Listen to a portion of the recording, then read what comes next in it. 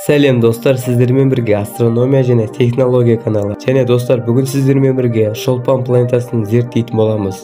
Жалпы Шолпан планетасы күннен санағанда екінші планета. Жердің егізі деп аталатын Шолпан өлшемі, құрамы, салмағы және күннен қашықтығы жағынан жерге ұқсас. Шолпан таң атар кезде және кешкі аспандағы ең жарық дене болып көрінеді. Кей кездері тіпті күндіздің өзінде де көрінуі мүмкін.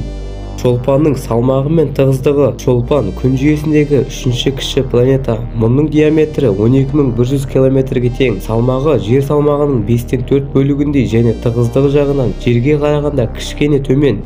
Шолпанның беті ыстық және құрғақ болады.